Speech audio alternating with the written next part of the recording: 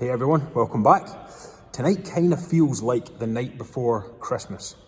Tomorrow, I'm meant to be getting the chassis back. The chassis has been away getting glass bead blasted and primered, so that's coming back, and the body shell is going away. So I've been spending most of the last week to 2 weeks getting everything ready for that to go away to get soda blasted. So finally feels like I'm actually properly making progress on it, which is good.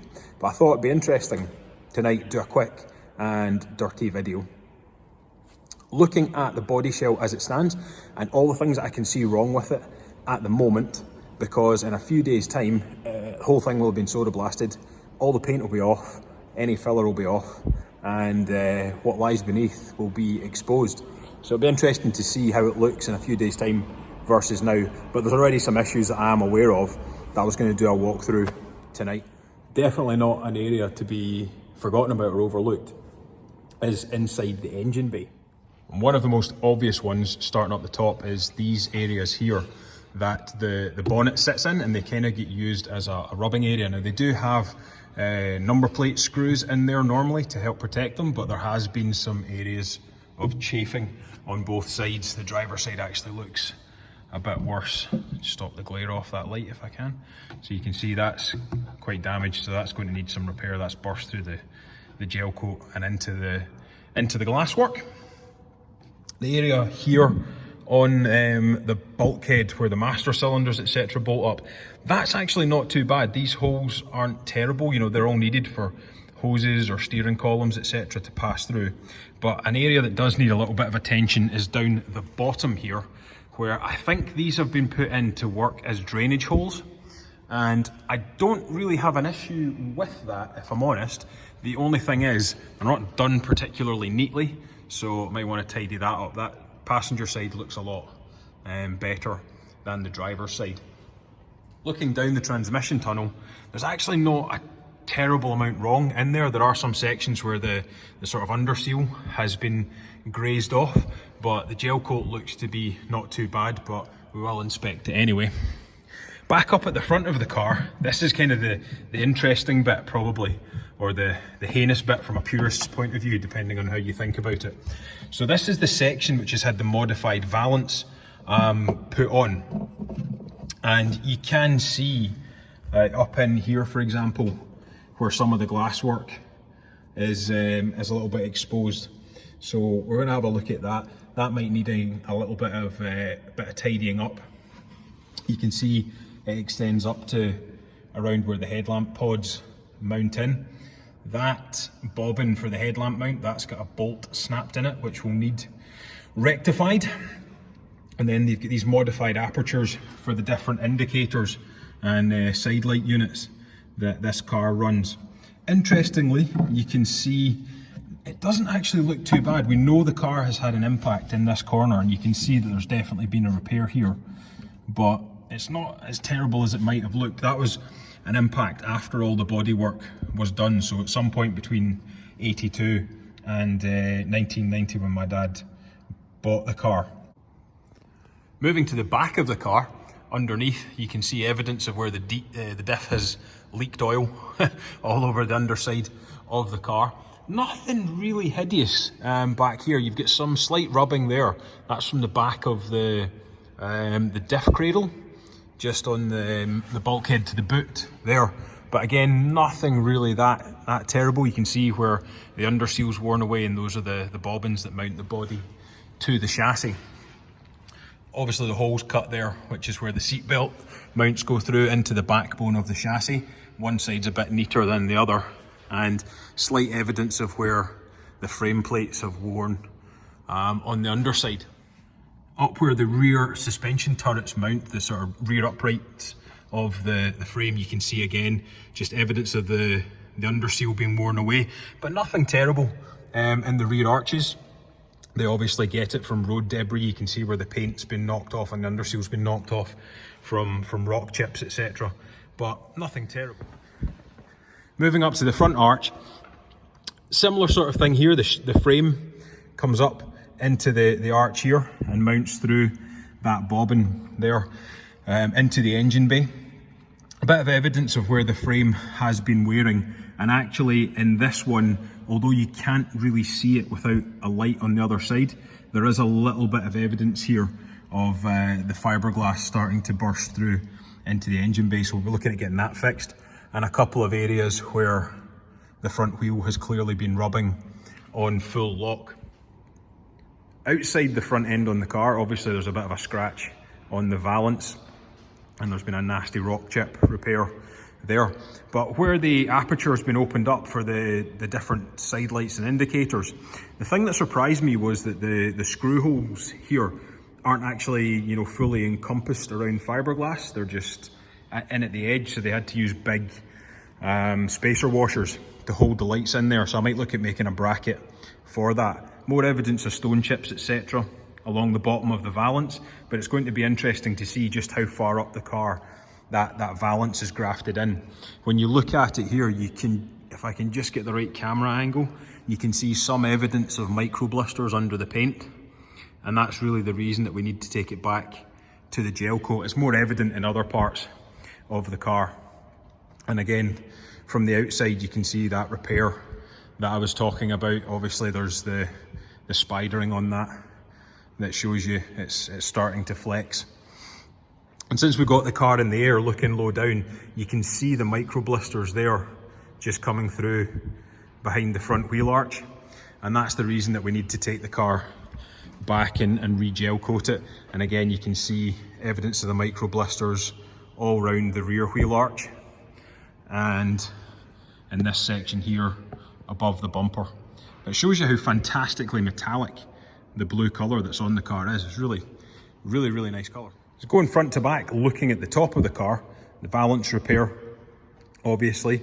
Looking at the top of the engine bay, this section here is where the rubber bobbins mount that support the bonnet, and that they've just been bonded onto the fiberglass, and removing them's damaged the gel coat a wee bit, so that will need looked at and repaired. And there's obviously this area that's been modified to enable the fitment of a bonnet latch. You'll be areas there where the coating's just flaking off, but nothing really to worry about. A nasty rock chip that's been kind of repaired on that section there.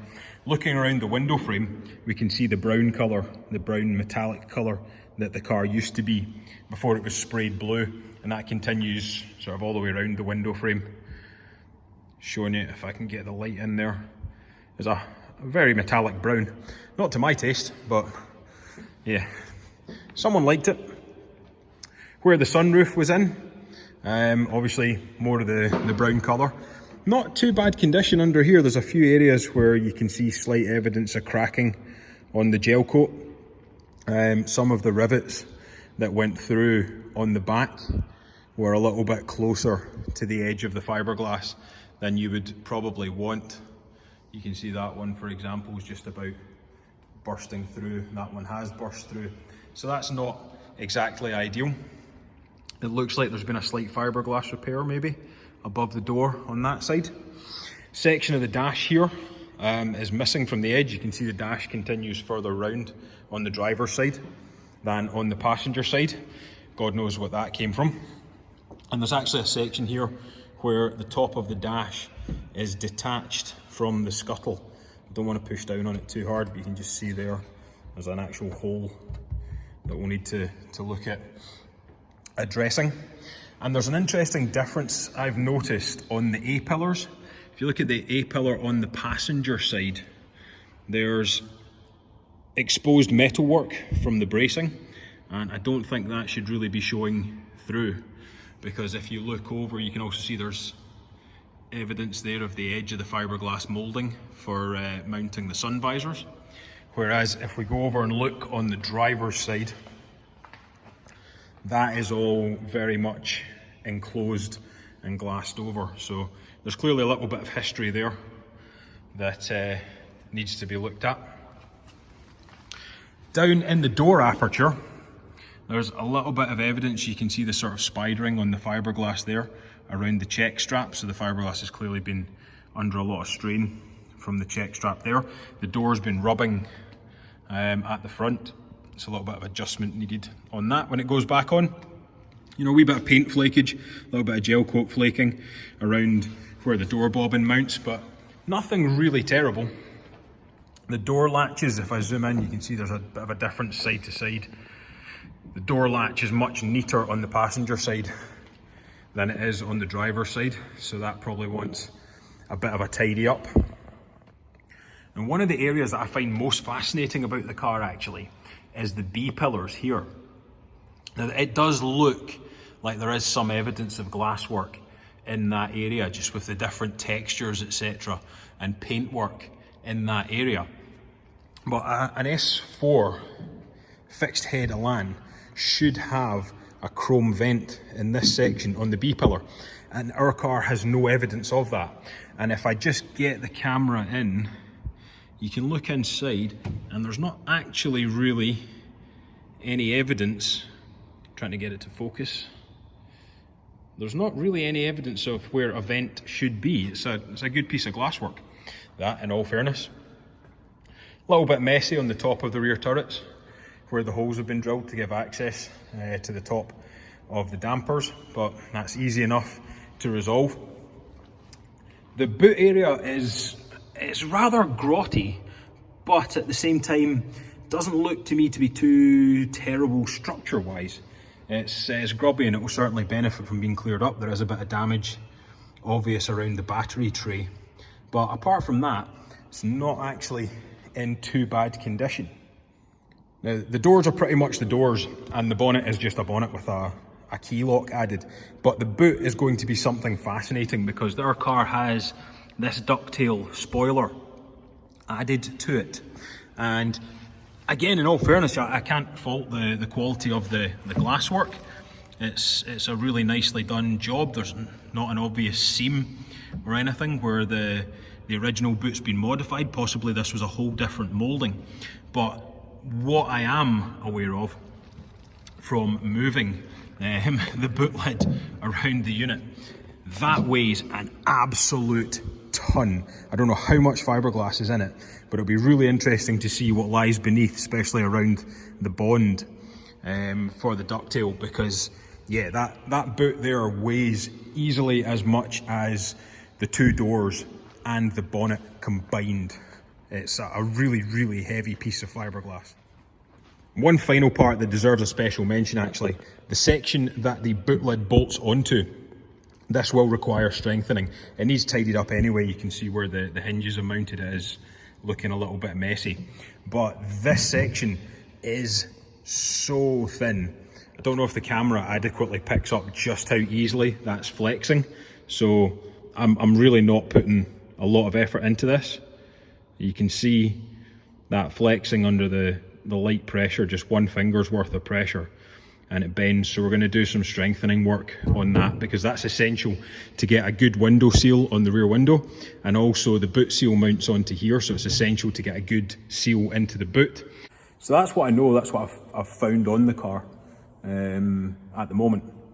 So once we get it back from soda blasting, it'll be interesting to see what else is hidden underneath, and also things like how the actual arches are bonded on, because there's nothing wrong with how they look at the moment, but they're not the factory arches, so we don't know where the glasswork's really been terminated on them, how far up the car it comes or how low down. So that'll be really interesting to see.